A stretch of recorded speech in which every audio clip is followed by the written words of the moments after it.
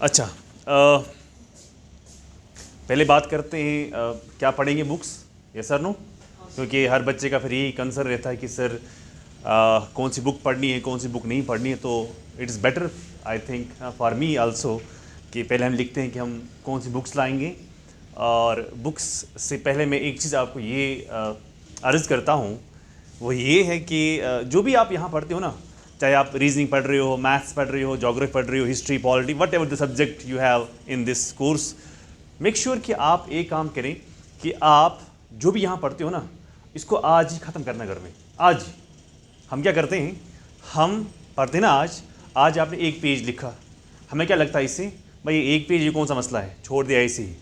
फिर दूसरे दिन और 2 पेज आपने लिखे, हो गई 3 पेज, क्या लगा यार कौन सा मसला है। लेकिन जो ही 15 दिन या 20 दिन होते हैं ना, उसके बाद ये कॉपी जो आपकी होती नहीं है, मोटी हो जाती है।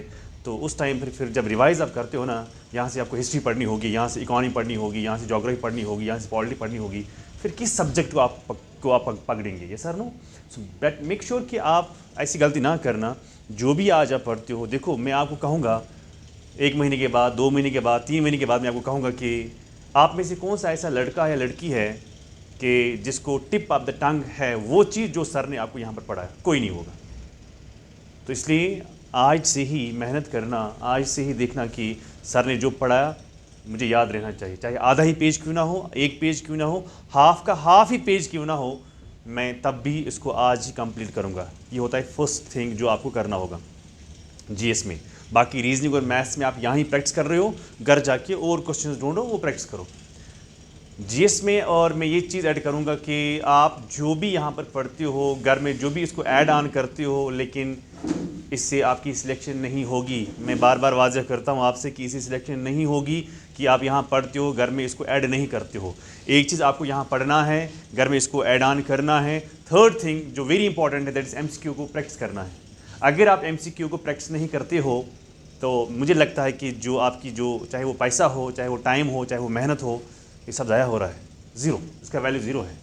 देखो मैं कितना भी पढ़ के आऊँ, कितनी मैं मेहनत करूँ, उसका वैल्यू ज़ीरो होता है अगर, जो मैंने कल भी कहा था आपको शायद, हाँ, जब आपका फर्स्ट डे था डेमो क्लास का, तो जब तक आप नहीं पढ़ोगे और तब तक मेरा पढ़ाना कितना भी अच्छा हो, उसका वैल्यू हमेशा ज़ीरो होगा जब तक आप ना पढ़ेंगे।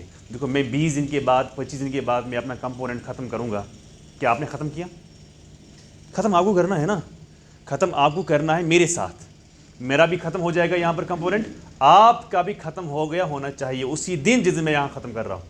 लेकिन क्या हो रहा है, मैं ख़त्म कर रहा हूँ लेकिन आपका ख़त्म नहीं हुआ होता है। आप क्या कह रहे हो, नहीं यहाँ से पहले कोचिंग करेंगे, पहले पढ़ेंगे ऐसे ही, बाद में घर जाएंगे फिर रिवाइज़ करेंगे। अरे ये तो बेवकूफ़ाना हरकत है, ये नादानी है, इसको हम कहते हैं कम अक्ली है ये। नहीं, जो दिन आपके पास है ना वही आपका दिन है, कल का दिन पता नहीं है कल क्या हो जाएगा। जैसे कि एक बार मैं क्लास में बोल रहा था, आई डोंट नो कि it sounds good for you और नॉट, कि मैंने कहा था क्लास में कि आप यहाँ हो it's only because of your father and mother. ये सर नो, जब आपके माँ बाप घर में है ना तब जाके आप यहाँ हो, जो आपकी नखरे हैं ना वो आपके माँ बाप उठाते हैं तब जाके आप यहाँ पर हो। ये सर नो, खुदा न खास्ता प्लीज़ आप इस बात को समझो। किसी को भी आप में से फ़ोन आया कि बाप को कुछ हो गया तो आप क्या करेंगे? थोड़ा सोचो आप, बाप को कुछ हो गया अचानक घर में तो आप क्या करेंगे? तो आपको पढ़ाई वढ़ाई सब छोड़नी होगी ना, फिर कहाँ जाना है आपको? घर जाना है, फिर आपको बाप की जगह लेनी होगी। क्या ये बाप की जगह लेना ईजी है? घर चलाना है ईजी है ये? फिर सारी पढ़ाई ख़त्म। अगर घर से फ़ोन आया, माँ को कुछ हो गया, आपको माँ की रिस्पॉन्सिबिलिटी लेनी होगी घर में, तो मुझे आप ये बोलिए ज़रा कि अगर आप माँ की रिस्पॉन्सिबिलिटी लेते हो, क्या फिर पढ़ोगे? नहीं पढ़। मैं ऐसे ही बोल रहा था एक दिन क्लास में, वही हुआ। मैं पढ़ा ही रहा था, नेक्स्ट 2 और 3 डेज़ के बाद एक लड़की को फ़ोन आया, डैडी को कुछ हो गया, तो वो बहुत सीरियस है, उसको सब छोड़ना पड़ा। And I am telling you honestly, she was the topper in the class. वो हर सवाल को हैंडल करती थी अच्छी से, मैथ्स था, रीजनिंग था, जीएस था, हर चीज़ वो अच्छी पढ़ती थी, लेकिन सब कुछ उसने छोड़ दिया। रीज़न क्या था? उसको घर से फ़ोन आया। तो इसलिए जो आपका दिन है ना वही आपका है, अगले दिन क्या होगा ये हमें सब मालूम नहीं है। ये मत सोचो कि आज मैं कोचिंग करूँगा तो कोचिंग करने के बाद जो ही मैं घर जाऊँगा उसके बाद मैं रिवाइज़ करूँगा। अरे यार, आपके पोस्ट आए हैं, आप इसी की तैयारी करो, इसी में ही से आप नाम निकालो अपना। आप क्यों सोच रहे हो कि भी फलाना पोस्ट आने वाला है, फलाना पोस्ट आने वाला है? तो तब मैं उसके लिए मेहनत करूँगा, तब मैं जाऊँगा। अरे पता ही नहीं होता ना कल क्या होता है। अगर खुदा न खास्ता आपको घर में कुछ भी हो जाएगा, लेकिन आप फाइनेंशियली स्ट्रांग हो, तो आप उस चीज़ को, उस शॉक को आप एब्जॉर्बर बनते हो। लेकिन जब आपको खुदा न खास्ता घर में हो गया, यहाँ से फाइनेंशियली आप कुछ भी नहीं हो, तो आपको क्या हो जाएगा उस टाइम पर। सो अपने आप को फाइनेंशियली स्ट्रांग करो। खुदा न खास्ता अगर कुछ हो भी जाएगा, लेकिन मैं उस शॉक को एब्जॉर्ब कर सकता हूँ। लेकिन वो तब पॉसिबल होगा जब आप फाइनेंशियली स्ट्रांग होंगे। लेकिन फाइनेंशियली स्ट्रांग बनने के लिए क्या करना है? मेहनत करनी है ना उस चीज़ के लिए। भाई आप इतने हो यहाँ पर, मैं चाहता हूँ कि अल्लाह आपको सबको कामयाब करे इसी पोस्ट में, सबको। लेकिन सच क्या है? क्या सब हो जाएंगे? नहीं होंगे ना। लेकिन जो होगा वो कौन होगा? वो आप में से कोई ना कोई होगा। क्या उसको मैं अलग से पढ़ा रहा हूँ? बिल्कुल भी नहीं। तो मेहरबानी करके जो भी टीचर आपको यहाँ पर पढ़ा रहा है, whether it is maths, history, geography, polity, economy, what ever the subject you have in your syllabus, आप उसी दिन ही इसको कंप्लीट करना जिस दिन आप यहाँ जो भी पढ़ते हो। आज रीजनिंग पढ़ा, क्या पढ़ा रीजनिंग में? हाँ, नंबर सीरीज। आपको क्या लगता है, आपने यहाँ पर प्रैक्टिस किया 2-4 सवाल तो बस हो गया? नहीं, आप घर में और नंबर सीरीज निकालो। सर ने बताया होगा कि कहाँ से आप पढ़ें, तो और क्वेश्चन निकालो, खुद सॉल्व करो, खुद ट्राई करो। नहीं हो रहा है ना, कल सर को दिखाओ, सर मैंने ये क्वेश्चन किया था, मुझसे नहीं हुआ, इसको क्या लॉजिक लगाएंगे। अगर आप ये नहीं सब कर रहे हो ना, तो फिर मुझे लगता है कि फिर टाइम ज़ाया है। सो मैं एक ही बार ये बात करूँगा, मैं बार बार नहीं करूँगा, क्योंकि आपका सिलेबस बहुत लंबा है, तो इस पर हम टाइम ज़ाया नहीं करेंगे। लेकिन ये फर्स्ट डे हमारा है, तो फर्स्ट डे में यही मुलाकात तो यही होती है कि सच्चाई से ही होनी चाहिए, और ताकि रिज़ल्ट भी जो है वो हमेशा सच ही होगा। अच्छा, आप में से मैं किसको मैं जानता हूँ आप में से किसी को नहीं जानता हूँ। मैंने आपको फ़ोन किया, आप यहाँ आ जाओ पढ़ाने के लिए। सो आपने खुद ही अपने आप को इस प्रिपरेशन में डाला है सर, नो खुद ही डाला है। अब बाकी कहाँ जाओगे? बाकी कहाँ जाओगे? कहीं नहीं ना। आप मुझे बोलो, जितने भी आपके दोस्त हैं जिनको हम कहते हैं ना लंगूटी यार, आपने उनको बोला है कि हम पढ़ने जा रहे हैं? सच बोलो, क्यों नहीं बोला है? ऐसा क्या हुआ था कि आपने उनको नहीं बोला कि मैं पढ़ने जा रहा हूँ या पढ़ने जा रही हूँ? छुपाया क्यों? कुछ तो होगा ना जिसकी वजह से आपने छुपाया होगा। क्यों नहीं बोला? आप बताएं, क्यों नहीं बोला आपने अपने दोस्त को? बैठ के बताया। नहीं, मतलब जिसके साथ ना आप, जो आपकी तरह है बिल्कुल। नहीं, मैं वो कह रहा हूँ कि मैं, जैसे मैं लड़का हूँ, मैं पढ़ने आया हूँ, जो मेरे साथ था ना, जो मेरी तरह ही था घर में, मैंने उसको नहीं बोला। तो कुछ तो था ना मेरे अंदर जिसकी वजह से मैं उसको नहीं बोल पाया। भाई आपको एक गलत फहमी। I think all of you are from village लगभग कौन है सिटी का? सिटी यहाँ श्रीनगर का विलेज। नहीं पता है क्या प्रॉब्लम है? बड़ी प्रॉब्लम ये है, आप गांव के जिस कॉर्नर में अगर आप रहते हो ना, आप जो भी कर रहे हो ना, कॉर्नर, उसी गांव के एक दूसरे कॉर्नर को पता चलता है कि फलाने का बेटा, फलाने की बेटी जो है ना, वो घर से निकली है फलानी जगह पर पढ़ने के लिए। ये सबको खुश नहीं होता है कि आप पढ़ने आए हो, तो उनको पता है कि फलानी जो बंदा है उसका बेटा बेटी गया है पढ़ने के लिए। उसको लगता है कि मैं सिलेक्ट हो जाऊंगा, तो गया ही नहीं सिलेक्ट। ये होता है, ये है ना वो ह्यूमन नेचर ऐसा ही है। लेकिन अंदर से पता है उसको क्या है, अगर ये गो सिलेक्ट क्या कर पाता, ये प्रॉब्लम है। मैं आ रहा हूँ, उधर आ रहा हूँ मैं। ये है कि नहीं है? सच है कि झूठ है? ये हर जगह है। आप गांव में पता होता है, सिटी में दीवार होते हैं ज़्यादा, है ना, लेकिन हर घर में अंदर बात किचन में पक जाती है। सर नो, किसकी लड़की क्या करती है, किसका लड़का क्या करता है, यमुना रात नोश मन के काले लड़े, ये सब जगह पर होता है। तो मुझे बोलो आपको क्या करना है? फलाना लड़का फलाना गलत काम किया, क्या करना है इसको? भाई ये तो उसने किया है ना, आप अपना टाइम इस पर क्यों ज़ाया कर रहे हो? I hope you are getting my point. So make sure कि आप अपना टाइम ज़ाया ना करेंगे। यहाँ पर आए हो, टाइम देना है आपको, 3, 4, 5, 6 महीने आप किसी चीज़ के लिए एलिजिबल हो जाएंगे, है ना। देखो कितने लोग पढ़ते हैं, जैसे कि अभी था वो कांस्टेबल का था, कल एग्ज़ाम था ना, कितने लोग सीरियस थे या जिन्होंने पढ़ा होगा? मुझे लगता है 5-8 हज़ार, 10 हज़ार रखता हूँ। कितने लोग एग्ज़ाम गए देने के लिए? नौकरी सबको चाहिए, देखो नौकरी सबको चाहिए, लेकिन पढ़ने के लिए कोई तैयार है नहीं। ये थोड़ी पॉसिबल है कि आप नहीं पढ़ोगे तो आपको नौकरी मिलेगी। गवर्नमेंट किसको नौकरी देगी? उसी को जो मेहनत करेगा, जिसका क्वांटिटी एप्टीट्यूड अच्छा होगा, जिसको मेंटल एबिलिटी अच्छी होगी, जिसको रीजनिंग अच्छी होगी, जिसको विजन अच्छा होगा, गवर्नमेंट को वही बंदे चाहिए। गवर्नमेंट को मेहनती बच्चा चाहिए। गवर्नमेंट को वो नहीं होना चाहिए कि देखो निकला ना फॉर्म, सब लोग ने फॉर्म भरा, मतलब आधे लोग अभी आएगा आईएएस का फॉर्म शौक से भरते हैं, मतलब कि मैं आईएएस भरूंगा। अरे भाई आपको पता ही नहीं ना उसमें कितने पेपर हैं, आप क्या करने जा रहे हो एग्जाम हॉल में। फिर वो भी कहता है कि मैंने आईएएस दिया था, मैंने इंटरव्यू दिया था, फिर मेरा नहीं हुआ। अरे भाई तुम्हारा प्री भी नहीं हो रहा है ना, तुम इंटरव्यू की बात क्यों कर रहे हो। सब झूठ है, ठीक है ना। तो मेक श्योर कि आप, भाई मैं आपका टीचर है ही हूँ, मैं आपको भाई के नाते कहता हूँ कि अपना टाइम ज़ाया नहीं करना।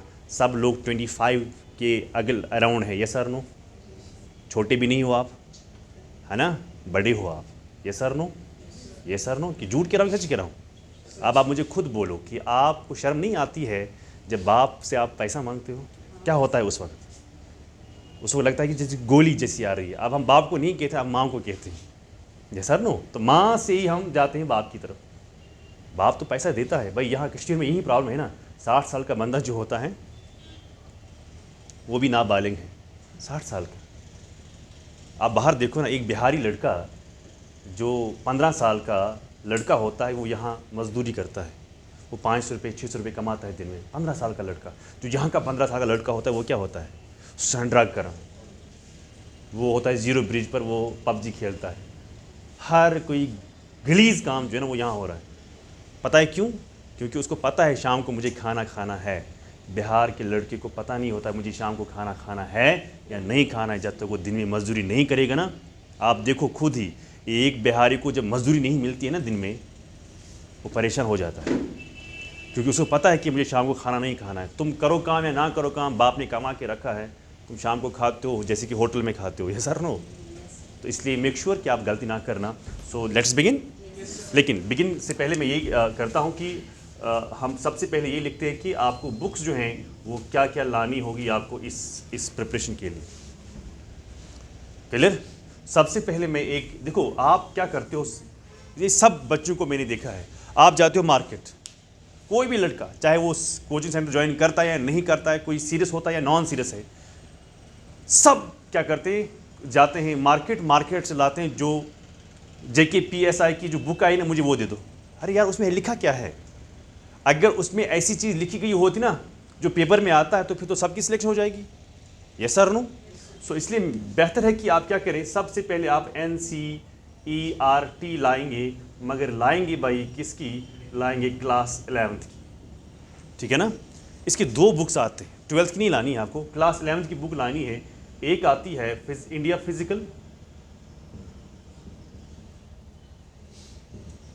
और एक लानी है आपको फंडामेंटल्स। एक तो ये बुक आपको लानी होगी, ठीक है ना।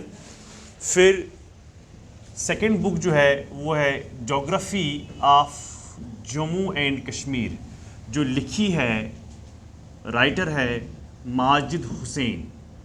पर मेक श्योर कि आप नहीं लाएंगे, प्लीज़ मेक श्योर आप नहीं लाएंगे ज्योग्राफी ऑफ इंडिया। वो बहुत मोटी बुक है, वो पढ़ोगे तो पूरा साल वहीं जाएगा, एग्ज़ाम वहाँ का ही वहाँ रह जाएगा। नहीं, यहाँ लिखा है, ये है कम्प्रहेंसिव कॉन्साइज है, ये geography of Jammu and Kashmir, जो उसी राइटर ने लिखी है, माजिद हुसैन ने लिखी है। उसके बाद जो आप बुक लाएंगे वो है, मुझे लगता है कि बेहतर है कि आप एक एटलस भी लाएं, स्कूल एटलस। उसका नाम है ऑरेंट ब्लैक स्वैन। उसका आज चल रहा है 9th एडिशन। कितना? 9th एडिशन उसका चल रहा है, तो ये आप ज़रा लाएं। तो 4th एंड इम्पॉर्टेंट थिंग जो है वो है क्लास नोट्स। मैं इसको हाईलाइट इसलिए कर रहा हूँ because this is the note जो सबसे अच्छा और बढ़िया इम्पॉर्टेंट नोट आपके लिए है। देखो उतना महंगा है ही नहीं भाई, हाँ महंगा होगा शायद, ये है 450 तक ये आएगा आई थिंक। बाकी वही ये 220 की रुपये की होगी, ये यही 100-150 रुपये का होगा, उतना ज़्यादा नहीं है, इतना तो हम रोज़ खर्च करते हैं, ये सर नो। तो लाओ, मगर ये ज़रूर लाना, ठीक है ना। क्योंकि आपके सिलेबस में हर जगह लिखा होता है, मैं एक सिलेबस की एक लाइन लिखता हूँ यहाँ पर, वहाँ पर लिखा होता है कि physical and political division of India and world. तो इसके लिए आपको एटलस पढ़ना जो है दैट इज़ वेरी इंपॉर्टेंट। इसमें एक सवाल दो सवाल तो ज़रूरी जो हैं वो आपको आ सकते हैं, एक या दो सवाल। जैसे मैं क्यों ऐसी बात करता हूँ, क्योंकि अभी जो न्यूज़ में जो प्लेसेस हैं, for example Afghanistan is in news, जैसा नो, आजकल यूएसए न्यूज़ में है, आजकल रशिया न्यूज़ में है, आजकल यूक्रेन, हाँ है ना, चल रहा है ना वॉर, न्यूज़ में है, आजकल इज़राइल न्यूज़ में है, आजकल गाज़ा न्यूज़ में है, आजकल लेबनान जो है वो न्यूज़ में है। इन पर सवाल आ सकता है। आजकल और एक कंट्री है वेरी इंपॉर्टेंट, ईरान, है ना। सो ये कंट्रीज़ जो हैं ये कंटिन्यूसली किस में आ रहे हैं, ये न्यूज़ में आ रहे हैं। तो न्यूज़ का मतलब है कि करंट अफेयर्स का क्वेश्चन कुछ ना कुछ तो आता ही आता है। क्लियर। तो सेकेंड थिंग मैंने कहा कि जो स्पेशली जो जम्मू एंड कश्मीर के रिलेटेड जो भी होगा, उसके लिए मैंने आपको पहले दिन शायद कहा था कि आप क्या करें, आप एक लोकल न्यूज़ पेपर पढ़ें, एक लोकल न्यूज़ पेपर, ठीक है ना। या मैं कह सकता हूँ, और आप क्या करें, आप न्यूज़ सुनिए। कहाँ से न्यूज़ सुनेंगे आप, रेडियो से आप न्यूज़ सुनिए। आदत डालो न्यूज़ सुनने की। 2-4 क्वेश्चन तो आपको यहाँ से निकलेंगे जो आपको बुक में नहीं होगा, ना टीचर पढ़ाएगा आपको, इसलिए कि आप इस पर थोड़ा सा फोकस करें। मैंने आपको पहले दिन ही बोला था, शायद जाना है। ओके, रब करूँ आप।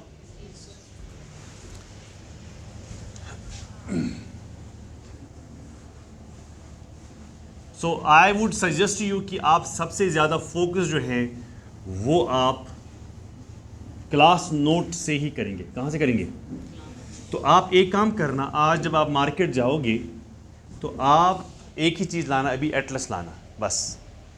जितने भी बुक्स में यहाँ पर लिखा ना, आहिस्ता आहिस्ता आप लाना है। हमें हो गई ना आदत, हम पहले के दिन बुक्स लाते हैं, जब 5-6 बुक्स रखी ना किताब घर में, फिर पढ़ाई नहीं जाती है।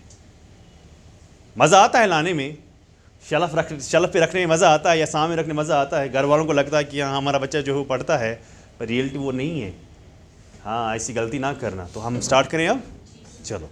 तो मैं यहाँ पर लिखता हूँ, आई विल कंसिडर कि मैं पढ़ा रहा हूँ कि जैसे आप में से कोई एमएससी होगा या एमए, इसमें दोनों चीज़ें की जाती है ज्योग्राफी में। जो साइंस बैकग्राउंड होगा वो एमएससी करता है, जो आर्ट्स बैकग्राउंड होगा वो एमए करता है, सर नो। तो जिसका भी एमए या एमएससी होगा, तो मैं ये कंसिडर नहीं करूँगा कि यहाँ पर कोई बच्चा जो है जिसको ज्योग्राफी पहले से पता है, मैं ये कंसिडर करूँगा कि हमें ज्योग्राफी मालूम है ही नहीं। क्लियर। तो सबसे पहले मैं यहाँ स्टार्ट करता हूँ, द वर्ड इटसेल्फ जो है दैट्स व्हाट, ज्योग्राफी, ठीक है ना। ज्योग्राफी जो है ये एक ग्रीक वर्ड है। क्या है भाई, ग्रीक वर्ड। क्या ग्रीक वर्ड है, ग्रीक वर्ड दो है, एक है जियो, सेकंड क्या है भाई,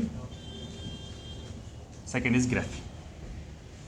क्लियर। एक है जियो, एक क्या है भाई, ग्राफी। जियो का मतलब होता है अर्थ, और ग्राफी का मतलब है डिस्क्रिप्शन। क्लियर।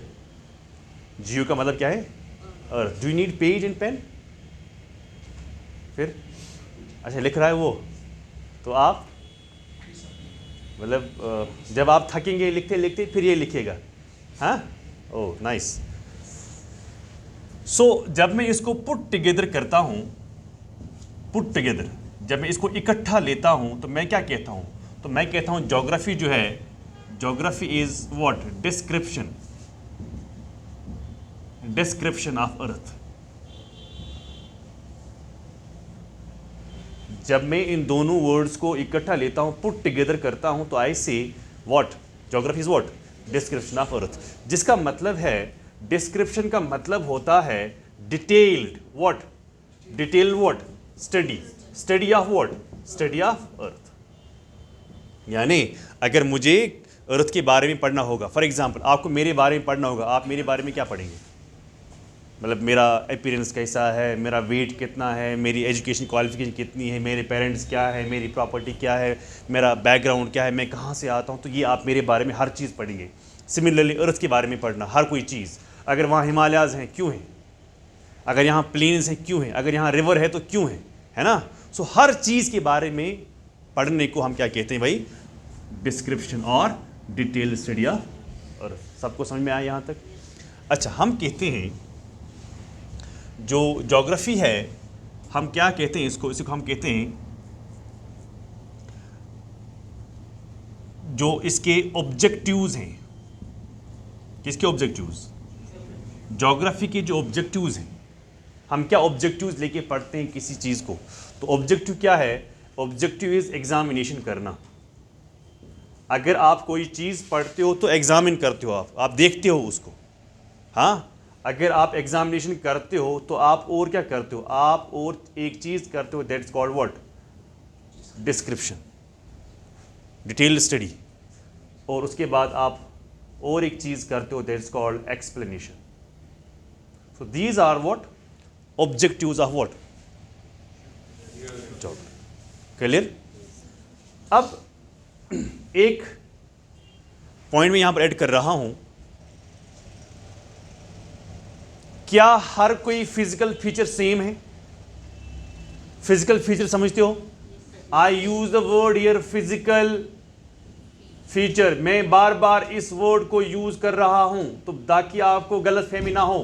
फिजिकल फीचर का मतलब होता है माउंटेन्स, प्लेट्यूज, प्लेन्स, है ना, रिवर्स, वॉल्केनोज, ग्लेशियर्स, आइलैंड्स। समझ में आ रहा है मैं क्या लिख रहा हूं? सुनाए ये वर्ड्स के भी? माउंटेन का नाम सुनाए, प्लेट्यू का नाम? यस और no? No? Plateau, what is plateau? ये होता है, देखो माउंटेन भी एलिवेशन होता है, प्लेट्यू भी एलिवेशन होता है। एलिवेशन मतलब ऊपर होता है, राइजिंग होता है। जैसे माउंटेन की अगर मैं बात करता हूं तो ये भी एलिवेशन है। क्लियर? अगर मैं प्लेट्यू की बात करता हूं ये भी एलिवेशन है, पर फर्क क्या है? जो माउंटेन है इसका टॉप क्या है? कौन। इसका टॉप जो है वो क्या है? वो है कौन। लेकिन जो इसका टॉप है वो क्या है? इसका टॉप है फ्लैट। तो मुझे बोलो, क्या ये एलिवेशन है? यस। क्या ये एलिवेशन है? क्या इनका स्ट्रक्चर सेम है? नो। जब स्ट्रक्चर सेम नहीं है तो नाम भी सेम नहीं होगा। सो जब भी हम नाम देते हैं ना किसी फिजिकल फीचर को, वो on the base of shape and size होता है। क्लियर? सो नाम जो होता है, नेम जो होता है, नाम किसके बुनियाद पर होता है? ये होता है शेप एंड साइज, है ना, जिसको मैं ज्योग्राफी में लिखता हूं morphology. Clear? Shape and size के बुनियाद पर मैं किसी फिजिकल फीचर को क्या करता हूं? नाम देता हूं। मैं प्लेट्यू को प्लेट्यू ही कहूंगा, उसको आइलैंड नहीं कहूंगा। मैं माउंटेन को माउंटेन ही कहूंगा, उसको मैं वॉल्केनो नहीं कहूंगा, जब तक वो वॉल्केनो ना होगा। Clear? Next point,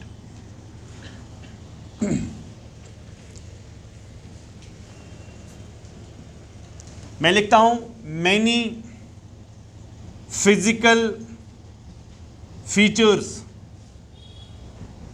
are similar. Yes और no? And many are dissimilar. बहुत सारे फिजिकल फीचर्स ऐसे हैं जो सेम हैं, मगर बहुत सारे ऐसे फिजिकल फीचर वो क्या हैं?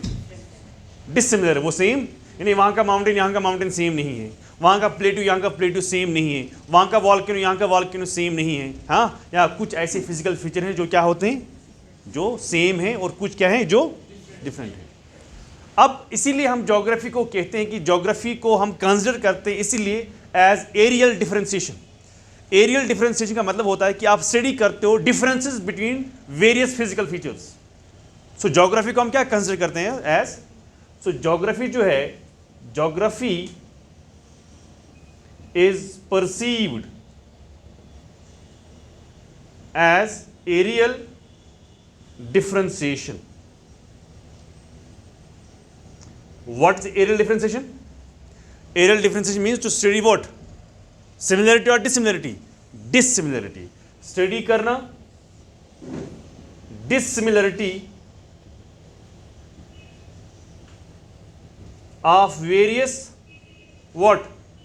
Physical features and and what, associated factors. जरा आप मुझे बताइए क्या होता है?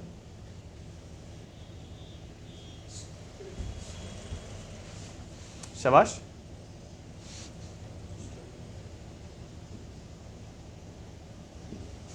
जरा आप मुझे बताइए इस सेंटेंस का मतलब। मैं रिपीट करता हूं ना, मैं यहां से बोलता हूं। मैंने कहा कि ज्योग्राफी में हम क्या करते हैं, हम स्टडी करते हैं differences of various physical features. जब हम ज्योग्राफी में ऐसा करते हैं, इसलिए हम ज्योग्राफी को क्या कहते हैं? Aerial differentiation. What's aerial differentiation? To study various physical features, लेकिन जो सेम होंगे कि डिफरेंट होंगे? जो डिफरेंट होंगे। लेकिन इतना ही नहीं पढ़ना है, और भी एक चीज पढ़ना है, एसोसिएटेड फैक्टर्स। ठीक है आपको? What does it mean? अगर वहां का पहाड़ यहां का पहाड़ सेम नहीं है, क्यों नहीं है? किस फैक्टर की वजह से सेम नहीं है? सो आपको दोनों चीजें पढ़नी है, एक dissimilarity, second by what reason they are different. Associated what factors. मैं एग्जांपल देता हूं, मैं रब करूं? मैं एग्जांपल देता हूं। फॉर एग्जांपल, मैं जम्मू एंड कश्मीर की बात करता हूं, और मैं से फॉर एग्जांपल मैं तमिलनाडु की बात करता हूं। क्लियर? मैं कंपेयर करता हूं J&K को, और मैं तमिलनाडु को कंपेयर करता हूं।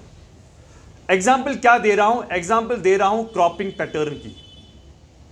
Cropping pattern. मुझे बोलो, जो क्रॉप्स हम कश्मीर में ग्रो करते हैं, क्या वही क्रॉप हम तमिलनाडु में ग्रो करते हैं? तो हम क्या करते हैं? हम डिफरेंसेस पढ़ रहे हैं ना, सिमिलरिटी नहीं पढ़ रहे हैं। हम क्या पढ़ रहे हैं? डिसिमिलरिटी। लेकिन क्या सिर्फ इतना ही पढ़ते हैं? नहीं, हम साथ साथ में और क्या पढ़ रहे हैं कि ये क्या रीजन है। क्या लगता है आपको? What could be the associated factor? Exactly, temperature होगा, सॉइल होगा, market, demand of the market होगा। फॉर एग्जांपल, हम लोग यहाँ चावल खाते हैं, तमिलनाडु वाले चावल नहीं खाते हैं। आपको अगर यहाँ चावल बंद करेंगे तो क्या हो जाएगा यहाँ पर? क्या आप अपना जो कल्चर है वो चेंज करेंगे? अरे नहीं, आप डिमांड करेंगे ना, नहीं हमें चाहिए। अच्छा, पंजाब बिहार को हम क्या करेंगे? राइस को बंद करेंगे, उनको कोई प्रॉब्लम हो जाएगी? नहीं, उनको राइस की जरूरत नहीं है। उनको किसी जरूरत है? उनको आटा की जरूरत है, उनको रोटी की जरूरत है। आपको रोटी की जरूरत नहीं है, आपको चावल की जरूरत है। So demand of the market. वहाँ का सॉइल यहाँ का सॉइल सेम नहीं है, वहाँ की टोपोग्राफी यहाँ का टोपोग्राफी सेम नहीं है, वहाँ का क्लाइमेट यहाँ का क्लाइमेट सेम नहीं है, वहाँ का रेनफॉल यहाँ का रेनफॉल सेम नहीं है, और वहाँ का मार्केट यहाँ का मार्केट सेम नहीं है। इनको हम कहते हैं associated factors. So cropping pattern is different. कहाँ कहाँ? हाँ, तो एसोसिएटेड फैक्टर क्या है? एसोसिएटेड फैक्टर क्या है? ये होगी सॉइल। वहाँ की सॉइल यहाँ की सॉइल सेम नहीं है, वहाँ का टेम्परेचर यहाँ का टेम्परेचर सेम नहीं है, वहाँ का रेनफॉल यहाँ का रेनफॉल सेम नहीं है, वहाँ का मैं लिखता हूँ वहाँ का मार्केट और यहाँ का मार्केट सेम नहीं है। This is called associated what factors. तो एक्सेट्रा। समझ आ रहा है ना?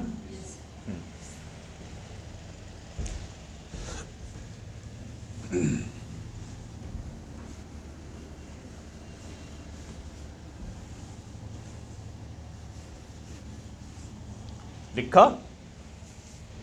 सबने लिखा? अच्छा, एक स्कॉलर है जिसका नाम है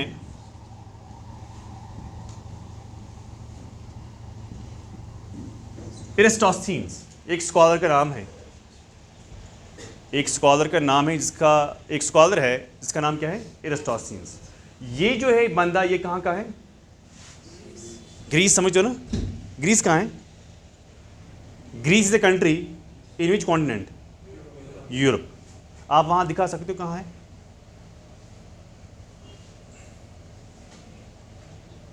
Where is Greece?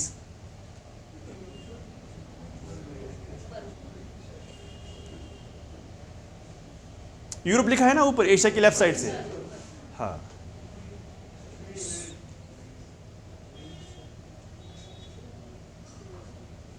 चलो वहां नहीं दिखा होगा कंट्री।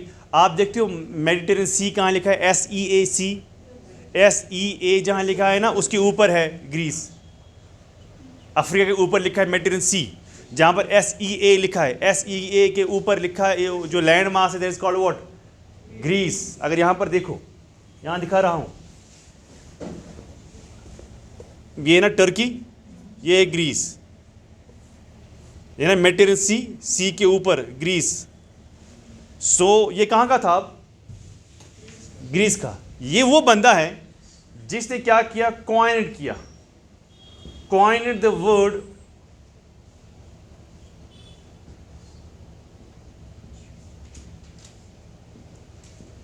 ज्योग्राफी। मैं इसको इन्वर्टेड कामाज में इसलिए रख रहा हूं क्योंकि ये उसी की ही टर्म है। किसकी?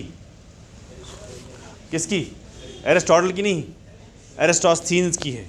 सो एरिस्टोस्थीनिस ग्रीस का था। He is the person who coined what? Word what? Geography, and defined it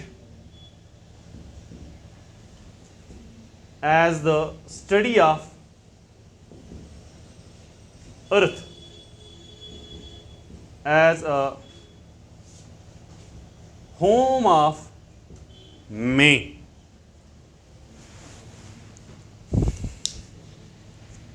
एरिस्टोस्थीनिस जो हैं, इसने क्या किया? ये कौन है? ग्रीस का है। इसने क्या किया? कॉइन की वर्ड क्या और डिफाइन क्या किया? Study of earth as a home of man. ये किसका घर है? इंसानों का घर है ना, जो भाई टॉप स्पीशीज़ है ना, अशरफुल मखलूक़ात। आप ऐसे इसको शायद बेहतर समझ सकते हो। अशरफुल मखलूक़ात, टॉप स्पीशीज़ इतनी हैं, टॉप किसको रखा गया? सो अब हम किसकी बात करेंगे? इंसानों की बात करेंगे ना। So it's the home of what? मैंने किसने कहा? और एक उसके बाद बहुत सारे स्कॉलर्स आए, जैसे फॉर एग्जांपल एक और स्कॉलर है जिसका नाम है हार्टशोन। हार्टशोन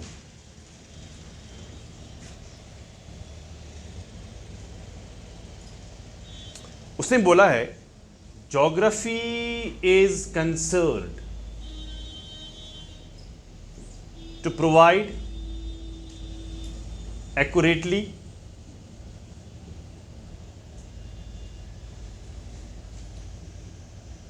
orderly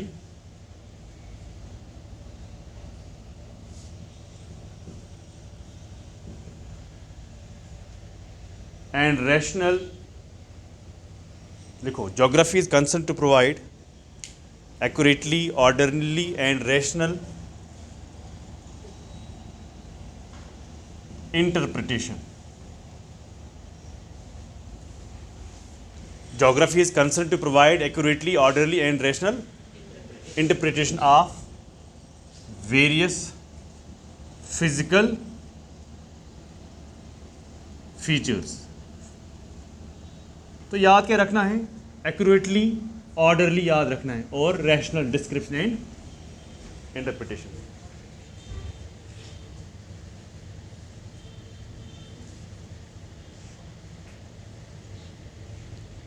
और ये कहाँ का था?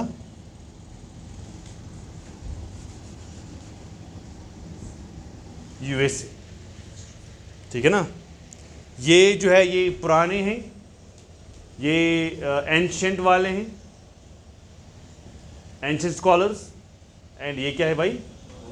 ये है मॉडर्न स्कॉलर्स। लेकिन फादर जो है ना, फादर ऑफ ज्योग्राफी, वो किसको कहते हैं? एरिस्टोस्थीनिस।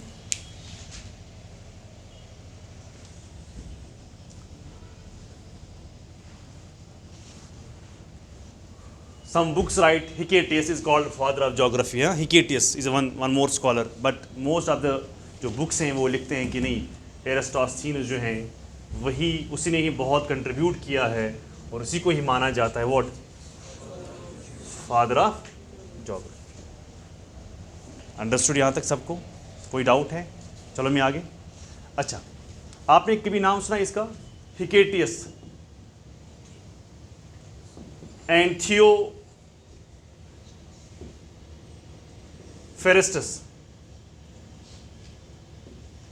हिकेटियस एंड थियोफेरेस्टस, ये और दो स्कॉलर्स हैं। ये वो स्कॉलर्स हैं जिनको कहा जाता है अर्ली जोग्राफर्स। क्या कहा जाता है इनको? Early geographers. जो पुराने जोग्राफर्स में से अगर नाम इनका शुमार किया जाता है तो इन लोगों का शुमार किया जाता है, जो पुराने जोग्राफर्स थे। क्लियर? और ये भी कहाँ के थे? ये भी ग्रीस के ही थे। क्लियर? अच्छा, इसमें से जो थियोफेरेस्टस है, थियोफेरेस्टस Theophrastus called himself as first what? Geographer. मैंने नहीं कहा, किसी ने नहीं कहा, इसने खुद अपने आप को कहा कि I am the first what? सो आपको नाम याद रखने एरिस्टोथेनेस का, हेकेटियस का, थियोफेरस्टस का। यहां तक सबको क्लियर हुआ? अंडरस्टूड?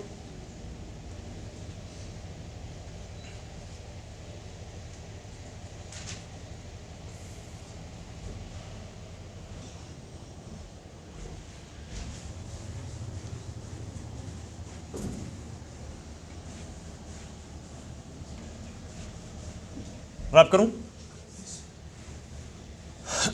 अब देखो, अब मैं सेकंड हेडिंग लिखता हूं, सेकंड हेडिंग वो मैं लिखता हूं shape and size of what? Earth. Shape and size of earth. Shape and size of what? Earth. Shape and size of earth. ना कॉपी थोड़ी सी बड़ी लाना, आपको भी आपको आपका पहला दिन है ना, तो प्लीज़ मेक श्योर कि आप वो कॉपी लाते हो जो ना वो रफ कॉपी, वो ना लाना, कॉपी थोड़ी बड़ी लाना। और घर में फिर से लिखने की कोशिश ना करना। क्या मतलब है इसका? जो भी मैं यहाँ लिख रहा हूँ, जो मैं यहाँ पढ़ा रहा हूँ, वो आप लिखते हो ना यहाँ पर, इसको घर में सजा के क्या कर रहा है ज़रा मुझे आप बताओ। ये नादानी है ना, यही तो प्रॉब्लम है ना हम नहीं सुनते हैं। टनल के इस पार नहीं सुनने हैं लोग, टनल के इस पार। The moment you cross the tunnel, वहाँ लोग सुनते हैं आपको। आप देखो अभी IAS का, अभी केस का आया ना ये रिजल्ट, टॉपर यहाँ का नहीं होगा। हमें पता है हमें क्या मसला है, ईगो। हमें दूसरे की बात सुनने के लिए तैयार नहीं है। जो मैं जानता हूँ, मैं मुझ जैसा कौन है। इस अल्लाह ताला को यही चीज़ पसंद नहीं है ना। अच्छा, the moment you cross tunnel, तो फिर आपकी बात को ना रेस्पेक्ट करते हैं लोग। आप इधर से आते हो ना तो आप कोई नहीं हो। क्यों? क्योंकि मैं हूँ अन्ना, मैं हूँ ना, मैं जो हूँ ना, अल्लाह ताला को सबसे बड़ी जो जिस पर ना ये नाराज़गी होती है ना, वो इस चीज़ पर होती है। क्लियर? तो ऐसा ना करना। अच्छा, जैसे आप ऐसे कितने लोग हैं physics background, physics, chemistry, botany, क्या है आपका क्या है बैकग्राउंड? फिजिक्स। कहाँ पढ़ा है? बस सिर्फ ग्रेजुएट? नाम क्या है? कहाँ रहते हो? हार्वर्ड। ओके। यहाँ तक समझ में आया ना आपको? फिजिक्स और ज्योग्राफी थोड़ा रिलेट हो रहा है, मतलब हर जगह नहीं भाई। आपको वहाँ न्यूमेरिकल है, यहाँ थोड़ी न्यूमेरिकल है। आपको बहुत सारी चीज़ें सिमिलर दिखेगी आपको। अच्छा, अब सुनिए ज़रा, जैसे कि मैं कहता हूँ physics is a subject which deals with the study of, समझ? Physics is a subject which deals with the study of what? Nature. ये ना जो हमारे पास है। Chemistry is a subject which deals with the study of. Similarly we have pedology, जो कल सवाल आया था, study of soil. Petrology, study of rocks. Similarly, we have a science called geodesy.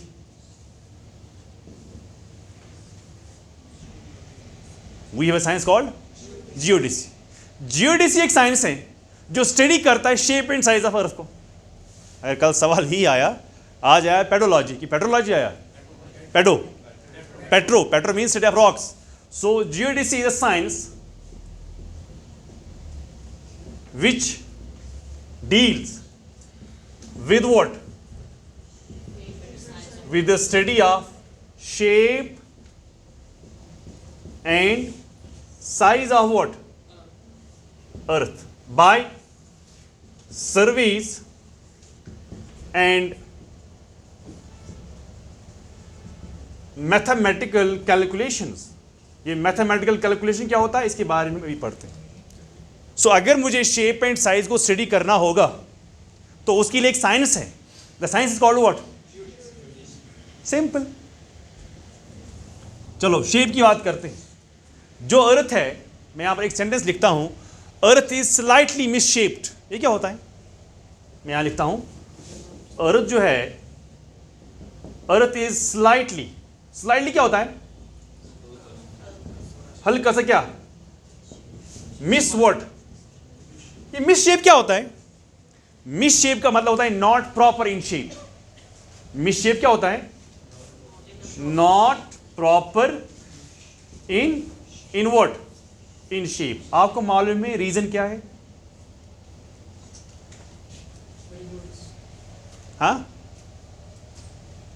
यानी देखो, ये पहले मुझे बोलो, एक होता है मिस शेप, एक होता है प्रॉपर शेप, है ना? दो वर्ड है ना यहां पर। एक होता है मिस शेप, मिस शेप होता है जो प्रॉपर शेप में नहीं होगा ना। What is proper shape? जो वेल डिफाइंड होगा। फॉर एग्जांपल आप पढ़ते हो ना मैथ्स में circle, circle is a proper shape. आप पढ़ते हो ना मैथ्स में स्क्वायर, है ना? आप पढ़ते हो क्या? रेक्टेंगल, आप पढ़ते हो रोम्बस, है ना? जो भी आप पढ़ते हो वो सब के सब क्या है? ट्रायंगल वगैरह, वो सब के सब क्या है? वो प्रॉपर शेप है। लेकिन जो अर्थ है, अर्थ इस जैसी नहीं है, इसलिए अर्थ क्या है? मगर सवाल ये है, सवाल ये है क्यों? सवाल है ना क्यों?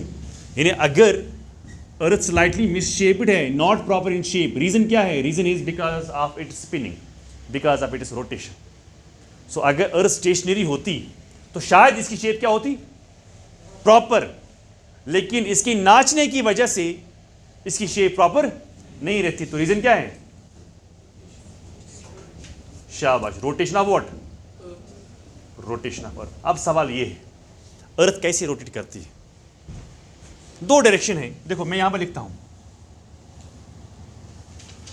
या तो ऐसी जाएगी अर्थ, ऐसी जाएगी, या तो अर्थ ऐसी जाएगी। बोलो ए और बी। देखो मेरी तरफ देखो, अर्थ ऐसी जाती है ए, और अर्थ ऐसी जाती है। अर्थ ऐसी जाती है ए, और अर्थ ऐसी जाती है बी। ये अर्थ, ये है, ये ऐसी जाएगी अर्थ कि ऐसी जाएगी अर्थ? ए और B? A. How many of you are saying A? How many of you are saying B? हाँ, रिपीट। मैं कह रहा हूं अर्थ, ये देखो मेरा हाथ देखो, ये हाथ है, ये हाथ ऐसे घूम रहा है और ये हाथ ऐसे घूम रहा है। ये हो गया ए, ये हो गया बी। ए और बी। देखो मैं अगर डायरेक्शन बताऊं, ये कौन सी डायरेक्शन होगी? नॉर्थ, साउथ, वेस्ट और ईस्ट। ये हो गया वेस्ट, ये क्या हो गया? ईस्ट। सो मुझे बोलो, अर्थ वेस्ट ईस्ट कर रही है रोटेट, और ईस्ट वेस्ट कर रही है? अगर वेस्ट ईस्ट कर रही है तो हो गया ए, हो गया ए। अगर ईस्ट वेस्ट कर रही हो तो हो गया बी। तो अब क्या आंसर है, ए और B? Answer is A, answer is A. तो मैं यहां पर लिखता हूं, अर्थ रोटेट्स ऑलवेज। ऑलवेज क्या होता है? हमेशा, मतलब चेंज नहीं करेगा, जैसे जा रहा है वैसे। Always from west to what? West to east. अगर आप मुझे बताएंगे रीजन, ईस्ट वेस्ट क्यों नहीं जा रही है?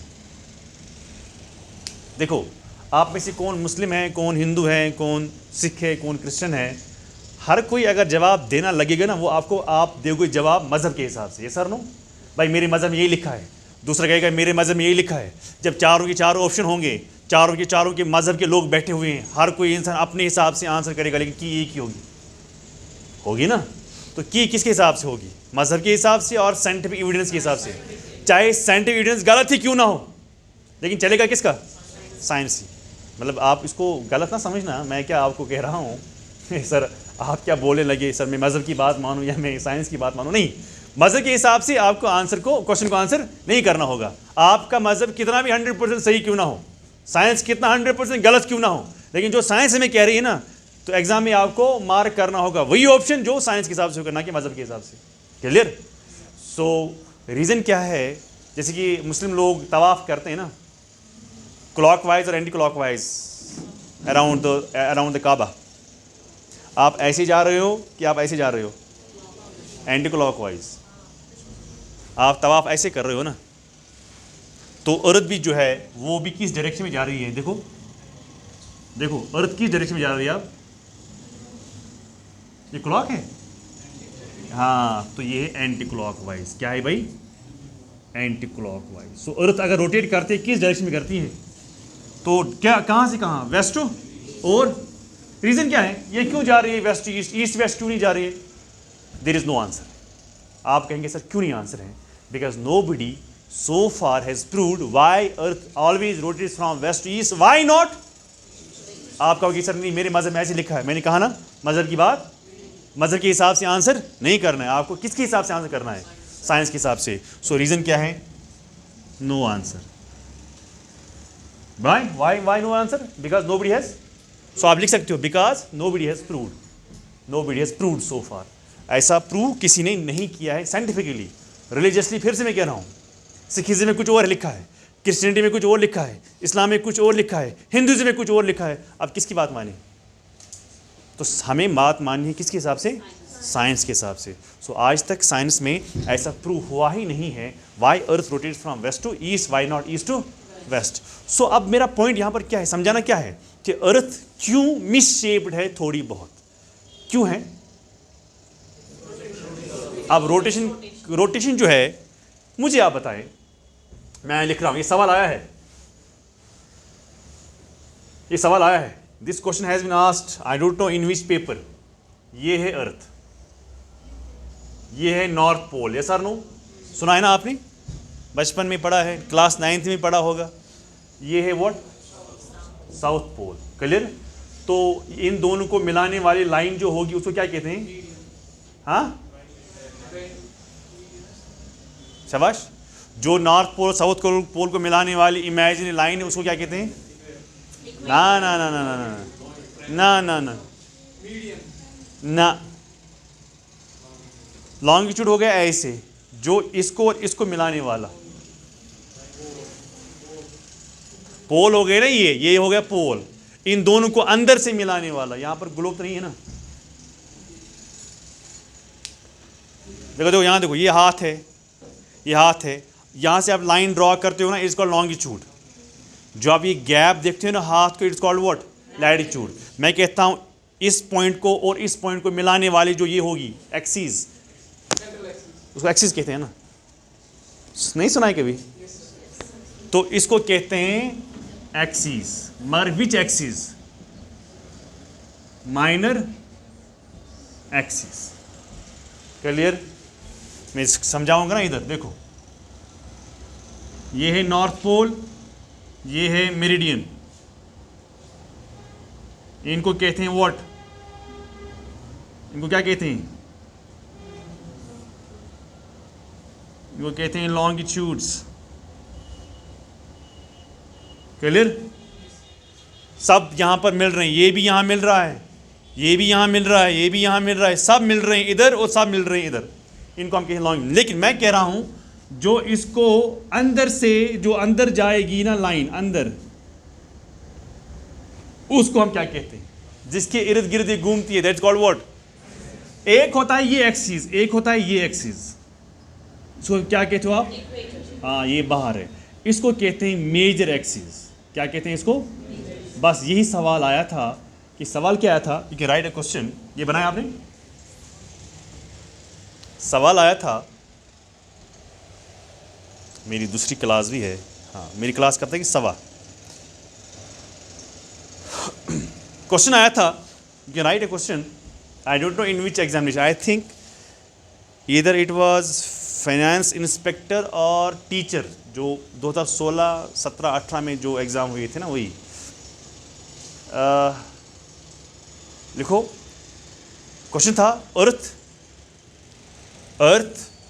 रोटेट्स अराउंड, अर्थ, यहाँ लिख रहा हूँ question, earth rotates around, A option major axis, B option minor axis, C option both, D option none. बोलो, माइनर और मेजर, तो ये इसके गिर्द गिर्द घूमती है ना, कि इसके इर्द गिर्द घूमती है, तो जब इसके इर्द गिर्द घूमेगी तो ये बीच में क्या बन गया, माइनर। अगर अर्थ ऐसे घूम रही होती तो, क्या अर्थ ऐसी घूमती है? अगर घूम रही होती तो किसके अराउंड? लेकिन ये किसके इर्द गिर्द घूमती है? माइनर। तो आंसर इज हमेशा क्या? Minor axis. इस सवाल आया, इजी है ना?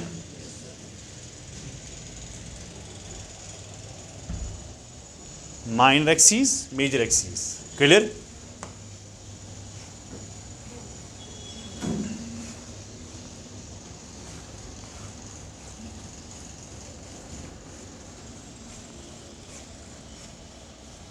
ये लॉन्गिट्यूड नहीं है, हाँ ये लॉन्गिट्यूड नहीं है, दिस व्हाट?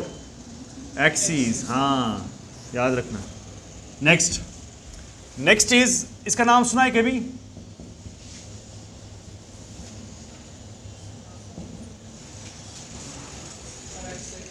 गवर्नमेंट स्कूल में हमें पढ़ाया जाता था Isaac Newton, yes sir no?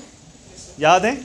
तो इंग्लिश मीडियम में फिर हम आ गए तो वहाँ पर बोला गया कि नहीं ये इसाक साहब जो ये छोड़ो, ये आइजैक न्यूटन है, यस सर नो? सो न्यूटन ने क्या कहा अपनी ऑब्जर्वेशन के हिसाब से, भाई ही वाज अ साइंटिस्ट, उसने कहा,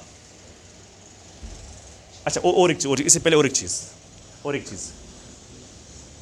जो मैं भूल गया बोलना, मैंने कहा था कि ये मिसशेप्ड है, मिसशेप है बिकॉज ऑफ, नाउ इसकी शेप अब कैसी है? फिर इसकी शेप अब कैसी है? मैं यहाँ पर लिखता हूँ point number 1, slightly bulged at equatorial diameter समझते हो? ये यहाँ पर बालिज है, यहाँ पर बालिज नहीं है। कितना बालिज है? 12,757 किलोमीटर। कितना?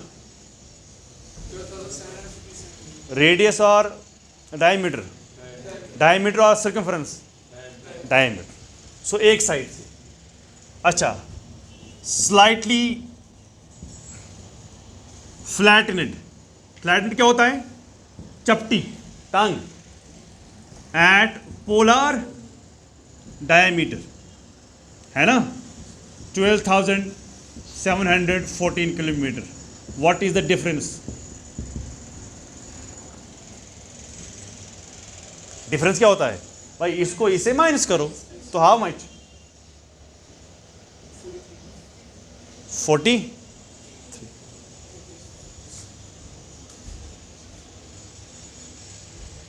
So slightly bulged at equatorial diameter 12,757 kilometer, slightly flattened at pole diameter 12,714 kilometer. It is 57, 14, 14 minus करो कहाँ से?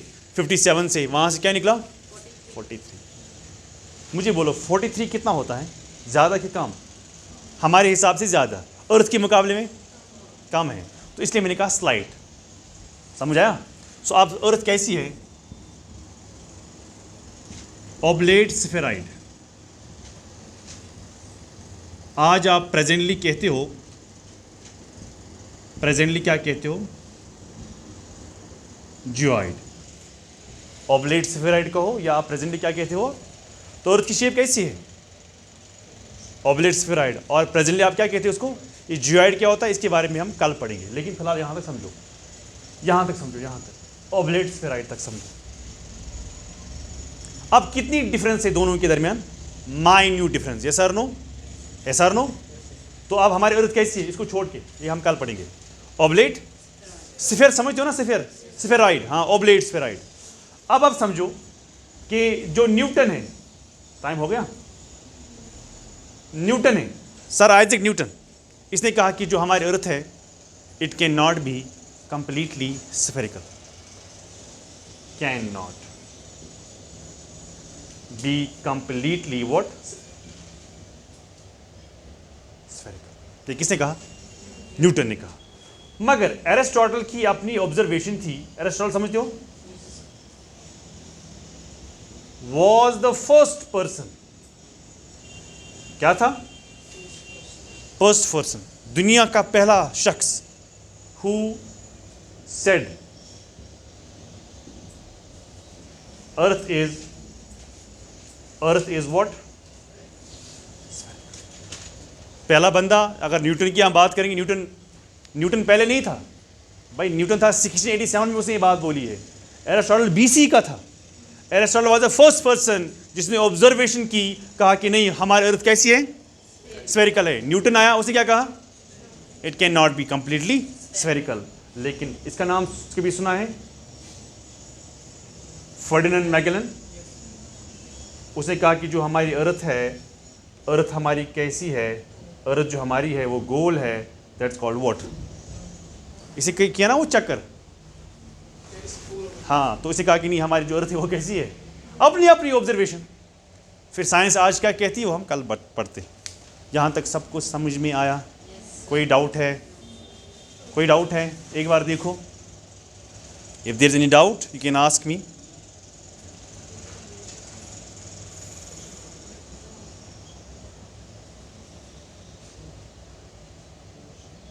तो जियोइड के बारे में, इसको टाइम लगेगा तो उतना टाइम नहीं है, तो जियोइड के बारे में हम इंशाल्लाह कल पढ़ते हैं कि जियोइड होता क्या है। Clear? Thank you very much.